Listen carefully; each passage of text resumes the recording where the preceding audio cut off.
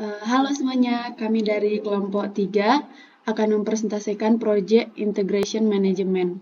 Di sini kami kelompok 3 beranggotakan saya sendiri Resita Natasha Brustepu dengan NIM 065, kemudian ada Nimade Novian dengan NIM 055, ada Arvan Kris Kerlin Wijaya dengan NIM 049.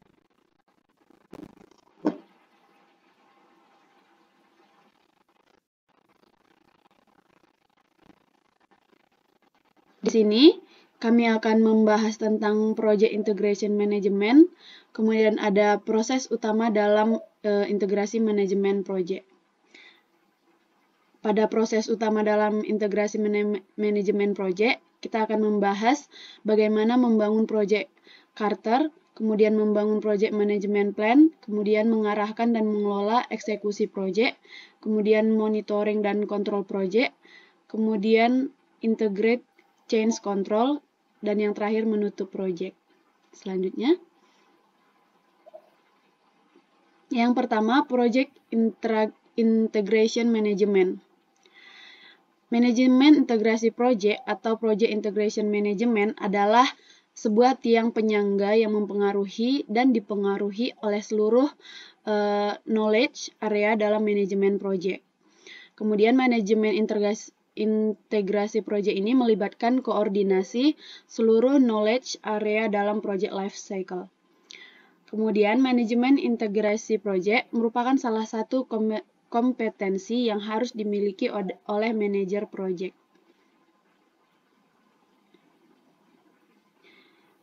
Bagaimana sih manajemen integrasi project yang baik?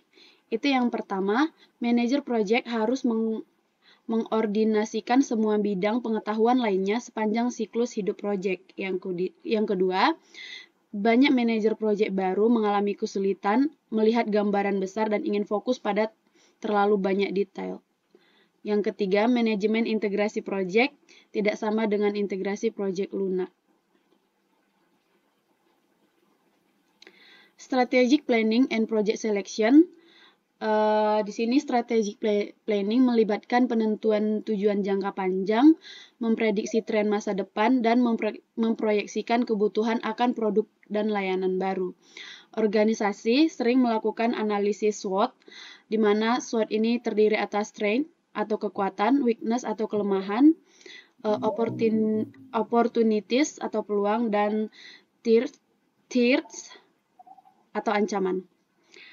Bagian dari perancangan strategis ada 3, yaitu yang pertama identifikasi proyek potensial, menggunakan metode realistis untuk memilih proyek mana yang akan dikerjakan, dan yang ketiga meresmikan inisiasi proyek dengan menerbitkan piagam proyek.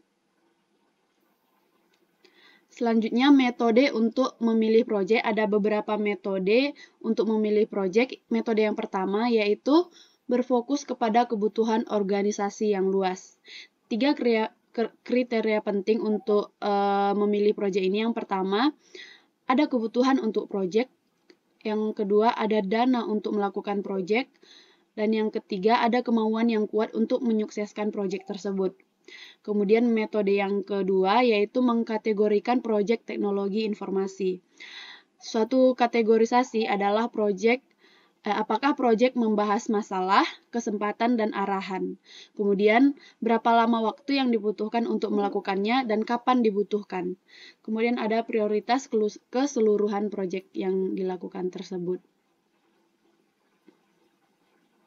Kemudian metode yang ketiga yaitu melakukan net present value atau nilai bersih saat ini atau analisis keuangan lainnya. 3 metode utama untuk menentukan proyeksi nilai keuangan proyek. Yang pertama, analisis nilai bersih saat ini atau net present value atau NPV. Metode untuk menghitung keuntungan atau kerugian moneter bersih yang diharapkan dari suatu proyek dengan mendiskontrolkan semua arus kas masuk dan arus keluar yang diharapkan ke titik waktu sekarang. Semakin tinggi NPV, maka akan semakin baik. Kemudian yang ketiga, pengembalian investasi atau disebut return of investment atau ROI, dihitung dengan mengurangkan biaya proyek dari manfaat dan kemudian membaginya dengan biaya. Semakin tinggi ROI maka akan semakin baik. Kemudian yang ketiga, analisis pengembalian. Terdapat dua, yaitu payback period adalah jumlah waktu yang diperlukan untuk menutup kembali dalam bentuk arus kas masuk bersih total dolar yang diinvestasikan dalam suatu proyek. Kemudian pengembalian terjadi ketika manfaat diskon kumulatif bersih sama dengan biayanya. Kemudian metode selanjutnya yaitu menggunakan sistem penilaian berbobot. Model penilaian berbobot ini adalah alat yang menyediakan proses sistematis untuk memilih proyek berdasarkan banyak kriteria seperti identifikasi kriteria penting untuk proses pemilihan proyek, kemudian tetapkan bobot atau presentasi untuk setiap kriteria sehingga jumlahnya mencapai 100%, kemudian menetapkan skor untuk setiap kriteria untuk setiap proyek. Kemudian mengalihkan skor dengan bobot dan mendapatkan total skor tertimbang. Semakin besar nilai bobot, maka akan semakin baik. Kemudian metode selanjutnya yaitu menerapkan balance scorecard atau kartu skor berimbang. Kartu skor berimbang ini adalah metodologi yang mengubah penggerak nilai organisasi seperti layanan pelanggan, inovasi, efisiensi operasional, dan kinerja keuangan ke serangkaian metrik yang ditentukan. Oke, selanjutnya akan dijelaskan oleh teman saya Arfan. Baik, selanjutnya saya akan menjelaskan mengenai proses utama dalam integrasi manajemen proyek.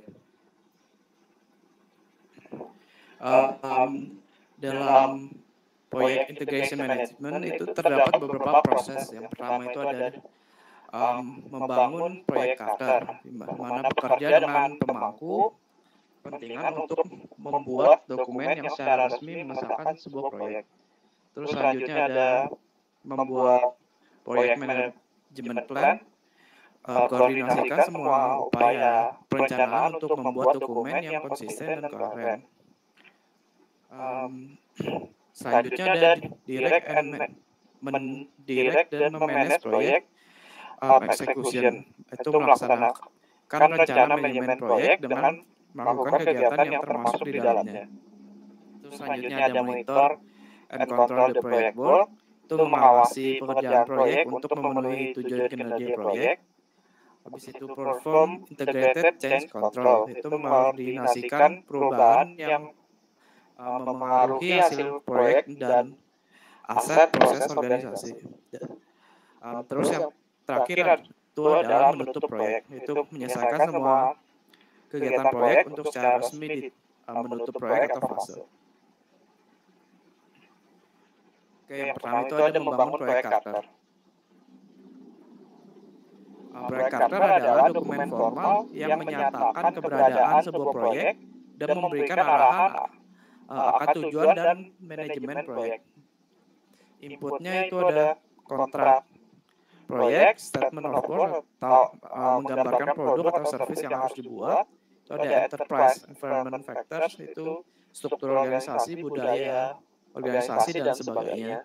Terus ada organizational process assets atau yaitu ada aturan yang berlaku, prosedur, sistem keuangan dan sebagainya. Selanjutnya ada membangun proyek management plan. Proyek management plan adalah dokumen yang dapat digunakan untuk mengkoordinasikan semua dokumen perencanaan proyek dan menjadi panduan eksekusi dan kontrol proyek. Terdapat pula berbagai informasi yang terdapat dalam proyek management plan, yaitu gambaran umum proyek yang berisikan seperti nama proyek, deskripsi, nama sponsor, nama dan anggota tim, hasil proyek, material penting, definisi, dan akronim. Terus ada deskripsi bagaimana proyek diorganisir, itu berisi seperti struktur organisasi, tanggung jawab, dan informasi lainnya. Terus ada proses-proses manajemen dan teknis dan proyek, itu berisikan tujuan manajemen, kontrol proyek, manajemen risiko, staf proyek, dan proses teknis. Terus yang terakhir ada pekerjaan-pekerjaan yang harus dikerjakan, jadwal, dan informasi biaya proyek. Itu berisikan seperti paket kerja utama, hasil utama, informasi lainnya, terus ada rangkuman jadwal dan budget detail, dan informasi lain. Selanjutnya, berikut adalah contoh dari software project management plan.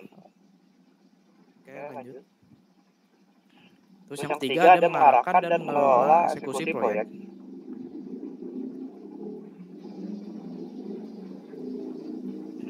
Eksekusi proyek adalah tahap melaksanakan pekerjaan yang telah digambarkan dalam proyek plan. Mayoritas waktu dan uang akan digunakan dalam eksekusi proyek. Area aplikasi proyek sangat mempengaruhi eksekusi proyek karena selama eksekusi proyek inilah produk dari proyek dihasilkan. Terus terdapat pula keterampilan penting dalam eksekusi proyek seperti pemimpinan, komunikasi, politik, kemampuan menggunakan tools dan teknik, expert judgment,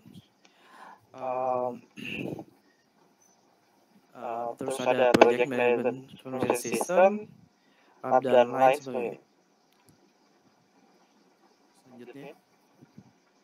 Selanjutnya akan dijelaskan oleh teman saya. Baik, selanjutnya ada monitoring dan kontrol proyek. Nah, bagian-bagian yang termasuk di dalam monitoring dan kontrol proyek ini yaitu mengumpulkan, mengukur, dan menyebarluaskan informasi kinerja proyek. Nah, tools dan teknik yang dapat digunakan antara lain metodologi manajemen proyek, sistem informasi manajemen proyek, expert judgment, dan earned value management. Nah, untuk inputnya itu berupa rencana manajemen proyek, laporan performansi, dan aset organisasi. Nah, untuk output yang dihasilkan itu berupa rekomendasi tindakan korektif atau meningkatkan kinerja proyek dan preventif atau mereduksi probabilitas konsekuensi negatif. Selanjutnya ada perform integrated change control. Nah, yang termasuk di dalamnya itu mengidentifikasi, mengevaluasi, dan mengelola perubahan selama project life cycle.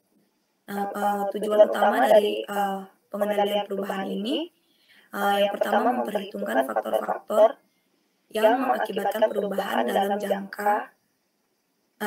rangka menjamin bahwa perubahan menguntungkan atau cross-check scope, time, cost, dan quality.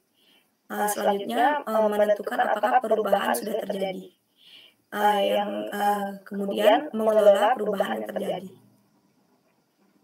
Berikut adalah proses dari integrated change control. Nah, selanjutnya ada kontrol perubahan dalam proyek IT.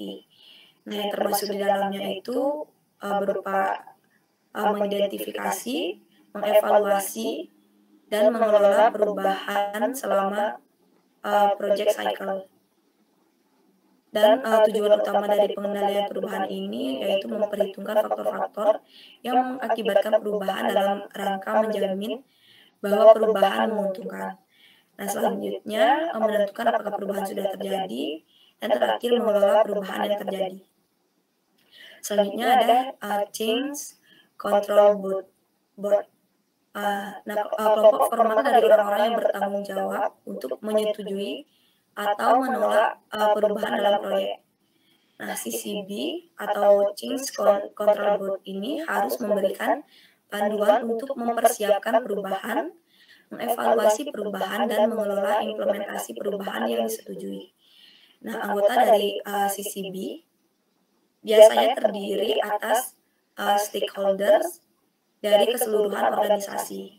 Nah, masalah yang biasanya dihadapi yaitu CCB jarang bertemu dan membuat keputusan akan perubahan yang membutuhkan waktu rapat yang panjang. Nah, padahal proyek harus terus berjalan karena dibatasi oleh waktu yang telah disepakati. Nah, selanjutnya ada menutup proyek. Nah, hal yang harus dilakukan dalam menutup proyek ini yaitu mengakhiri semua aktivitas dan menyampaikan hasil kerja proyek, baik tuntas maupun tidak, pada orang yang tepat. Nah, selanjutnya output utama dari penutupan proyek yaitu prosedur administratif penutupan, prosedur penutupan kontrak, produk akhir, dan organisasional